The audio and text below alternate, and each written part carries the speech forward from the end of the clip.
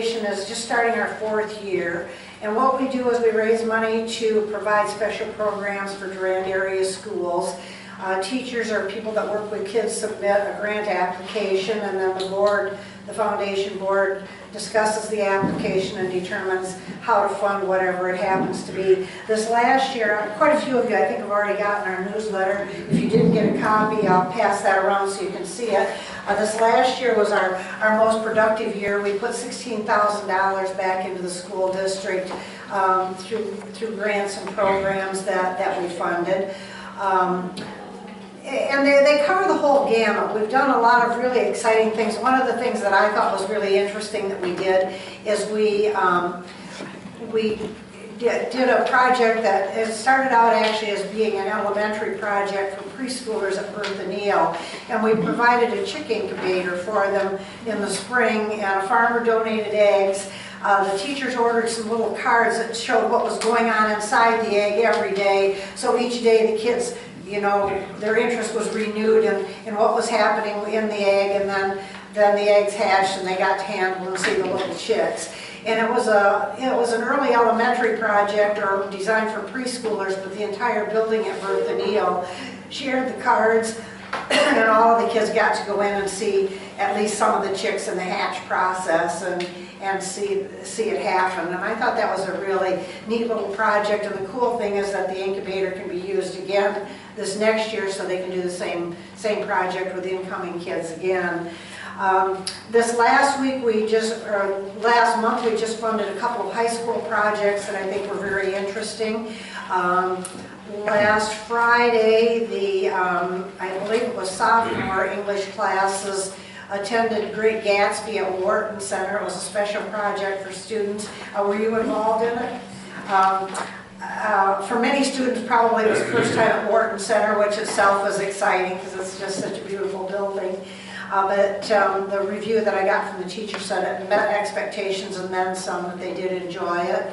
So I thought that was a very worthwhile project. And then on Monday, Spanish students went to Holt High School to see a Latin American cultural music and dance group that was brought in and shared with other high schoolers in the area. So those were 2 projects that we've just recently funded. Each month we typically look at 4 or 5 grants, sometimes 6, so we're very, very busy doing that. When we're not funding projects, we're out looking for money so that we can fund those.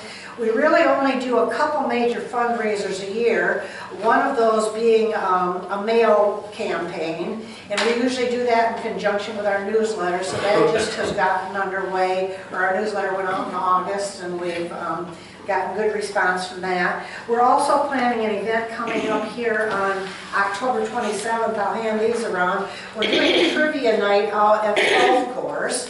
That will consist of 8 people to a team. We hope to have at least 13 to 16 teams that will compete in trivia. There'll be 100 questions plus some bonus questions.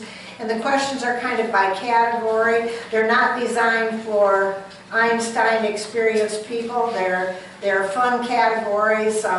For example, we might ask a question like, how many fingers does the mascot on Hamburger Helper have on the box? Things like that. There are some intellectual ones that will require a little geography and history knowledge, but they're all over the board. So 100 questions in 10 different categories. We'd love to have Rotary or anybody participate, put a table together. I believe Nancy has one started. She has some space on her table for other participants. If you would like to join in on the fun, we certainly welcome you aboard. It definitely will be a fun evening. It'll be a lot of laughs whether you win a cash prize or whether you don't. And regardless, it will provide some funding for the foundation for this next year as well. Anybody have any questions about it? All right, a couple other things I'd like to tell you about. We have a couple special funds within the foundation, and these are funds where people have provided a very generous contribution. One of them started out right after the foundation began, and we had a donor who sent us a sizable contribution and wanted it earmarked for girls' athletics only. So that fund we were able to set aside. The donor passed away here about 1.5 years ago, and her legacy, her estate provided again an additional amount of money that's set aside for girls' athletics. So we have a large fund that has done things like a special trainer for girls golf. We did volleyball camps. We've done Girls on the Run, which is an elementary program that just focuses on girls' self-esteem and getting girls active and running. Then this last summer, another person called me and said they really would like to do something and would like to set aside some money for boys' athletics. So we received another sizable donation that we were able to earmark for male sports and activities for young men at Durand schools. We did fund this fall a blocking sled for the football team. I'm not sure it helped them a whole lot looking at their scores, but maybe next year they'll have a better chance to use that and be a little more successful. But these kinds of things are really great because first of all, people that have a sizable amount of money that they'd like to donate, we're a nonprofit organization, so they're able to take advantage of some tax breaks by giving us the donation. And then by giving us a large contribution, we're able to keep it in a separate fund, and they're able to give us some direction as to how they would like those funds spent. So it's really kind of a win-win for everybody. But certainly a win for the kids in Durand schools. So those are some of the things that we've been doing and the projects that are ongoing. You invest these monies? We invest a portion of the money, yes. We already have an endowment fund with Shiawassee Community Foundation, and they're able to provide us an interest rate somewhere around the 4 to 5% a year range. Right now, which is certainly better than the open market is doing, because they pool all of their scholarship funds into one pool for investments. We are able, because we have an endowment there, we're also able to keep what we call a spendable account there. It only allows us to draw on it a few times a year, 3 or 4 times a year. In other words, they don't want it to be a checking account, but we can put a bulk of money in there, and if we need $5,000 out of that, we can pull it back out. So we do have money invested there that draws interest, that we will only use the interest. And that's we have, for example, from Doris Kai's family. Doris was an elementary principal in the Durand system, and her family donated a sizable donation upon her death, wanted it endowed, so every year we just use the interest on that money to do what they wanted to do, and that the rest of the funds stay there. Our spendable account, we're still able to draw a nice little pool of interest and use the interest as well as any of the basic funds that are in that account to fund the projects that we're doing. A while ago, well, I think it was when you first started, you had a match, and somebody was willing to donate if there was a match. Has that happened again? It happened, we've had that happen 3 times actually. Wow. So, and each time it was a $10,000 gift, and we were able to get the match. The 100 Women campaign helped us the one year tremendously, because we didn't get the offer until September, and we had to match another 10 by the end of the year. We were nervous whether we'd be able to do that. And then we did get the first grant from the 100 Women campaign that was $6,800. And then we were able to pull the remainder of that to match the 10. So we ended up with $20,000 because of that, the 100 women and the donor that came forward. So those kind of things are always challenging and always wonderful, and it's so exciting to go to the mailbox and go, oh my gosh, look, you know. I'm not the person that gets the mail, but I get the email, and I checked. We have a spreadsheet that's on the cloud so I can check on a daily basis, and sometimes I do it twice a day just because I'm not sure what time of day the person that picks up the mail does gets it on the spreadsheet. But I'm always there looking to see what's coming in, and we, interestingly enough, our newsletter that did go out in August, we send an envelope with that seeking contributions. And this year, our contributions that came in were almost 25%, of the things that went out, we received a contribution, and most of those were double what people had sent in the past if they were former contributors. So I think people are seeing what we're doing, know that we're doing some good stuff, and it's absolutely exciting. So long range, what is the vision for the foundation? It is just to supplement educational projects at the school district. So our mission is to partner with the community to enhance education for Durand kids. So anything that we can do that we feel is educational or will support education, we're all about it. So. Jan, when you award a grant for, like, say, a field trip, do you, like the warden, would you have paid both the admission fees and for the cost of the busing? How does that work? Usually we do. It depends on the number of students that are going. We typically say our grants are in the range of $300, but we've done ones larger and we've done ones smaller. The grant for Wharton, I think, did you have to pay $3 on that? The kids had to pay $3 and we covered the rest. So, you know, we also feel that sometimes it's beneficial if there's a little bit of buy-in, you know, that we don't cover absolutely everything, that parents and students do a little bit to help out. But we've also had some things where we haven't maybe funded the whole project, but then somebody will come back to us and say, we got 3 kids that want to go that absolutely have no way to cover their $3 or $5 or $10 or whatever it may be, and we'll say, go ahead, you know, we'll cover those. So that's the kind of things that we do.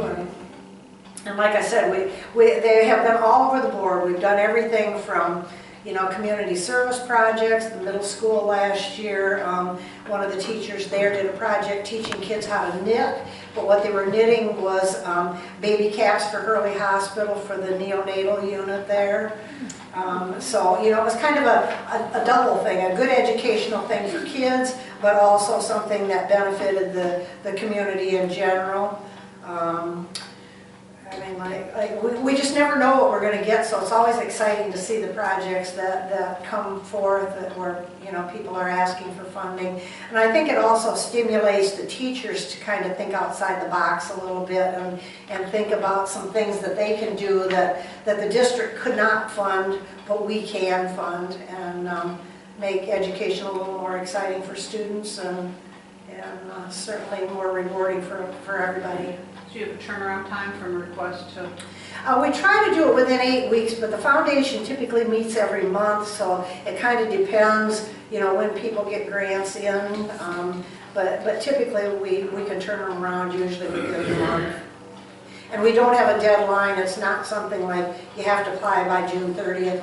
We accept grants any and every day, and you know, when we meet, we do those. There have been a few times where there have been things that didn't fit within the timeline, you know, where somebody will get us something that's, you know, they turn it in on September 1st and we meet on the 4th, but they wanted to do something on September 3rd or, you know, whatever. So we've had a few where we've had issues with timelines, but most of them we've been able to work with pretty well. How many people on the board? 9. Superintendent sits on the board as ex officio, which means that he does not have a vote, but is there for informational purposes. And then Mark is on our board.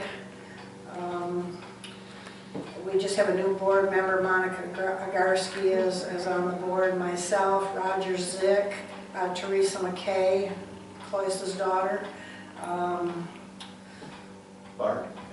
Bart Harris, Carla Swarthwood, Ricky Dranowski, and Mary Jones. I believe that finishes out the round. So Any other questions? Well, thank you for letting me tell you about it. Hope to see some of you at trivia night. If you can get a team together, email me or shoot me a message so we can be sure to reserve a table for you. Stick here a second. Okay. If you go online, in addition to the Foundation News, there's also an article, I guess, published by the By the Durand district. School. Okay. And it also outlines a lot of the projects they've done. And one of the things that Rotary is very proud about is that the donation to our Rotary Fund, which supports things both locally and throughout the world. But the return of donations to the people in need is very, very high. Right. And it looks like this is also very, very high. Right. Almost all the money that's donated here goes directly to the people. So when you're budgeting for some of your donations, this is a great idea. Right. Okay. Thank you. Yes. In fact, we pride ourselves, less than 5% of our operation goes into anything other than grant funding, and that 5% is postage, paper, and post office box rental. Those are what we spend our money on, and we're really selective on that. In fact, I probably should have brought more newsletters, but you know they do cost us $1 a piece, so we'll just have to share newsletters there. So $1 a piece, really. yeah. Printing is expensive. Newsletters are very costly. In the first year, we did try to send them out electronically, but we found that we didn't get the response for donations that we do mailing a physical letter. So What's an envelope? And the Alumni Association That's puts one of your folders in For some reason. our mailings. Right. And is that the one that you put out, that you mail to your potential donors as well? well, in yours, we don't typically put the newsletter. We put a single flyer and an envelope, but yes. And that's definitely very helpful for us as well because it cuts down on postage and we do get responses and you know, and it's sometimes the people that are not necessarily in the community but still remember their education in Durand that will come through and send us a $500 donation and we go, who knows this person? And none of us on the board even know the person, but they got the alumni mailing, they looked at it and said, okay, we'll send something back to Durand. So And very helpful. it's your foundation that does the distinguished alumni as We well? do, yep, we do. Could you the say something that maybe... Right, everybody distinguished alumni is something where we recognize a couple Durand grads every year.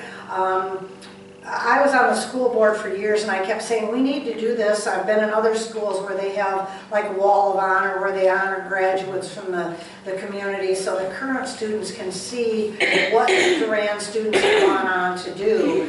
And for some reason it just never happened, so the foundation decided to do that. It's not something that we spend money on. In fact, the expenses on that have been donated by our board members, but we do provide a plaque. We have a showcase in the high school, and we do feature a couple people that have been very successful Durand graduates. This last year we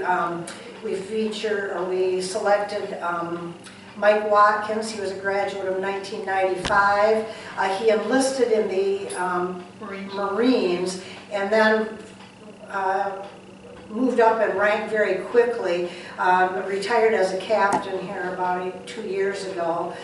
Typically people that reach the captain rank go in through ROTC at college level. So for somebody to be an enlisted person and work their way up within their 20-year career to be at the top of the heap is something very remarkable. He was a pilot, did pilot training as well, so a remarkable career in the military. We also honored Tom Fugia. He was a graduate of 1977, but he is chair of the engineering department at Notre Dame University, and has also done a tremendous amount of research on electronics, things on cell phone communication, and just we had to have him actually translate his bio for us because we couldn't put it into terms that we could understand. So that's how, how knowledgeable that gentleman is and a product of Durand, so. So And there are many, many others out there. Has that been 3 years that you've done the distinguished? We've done that for 3 years. You just started about 3 years ago. Yes, we did. Yeah.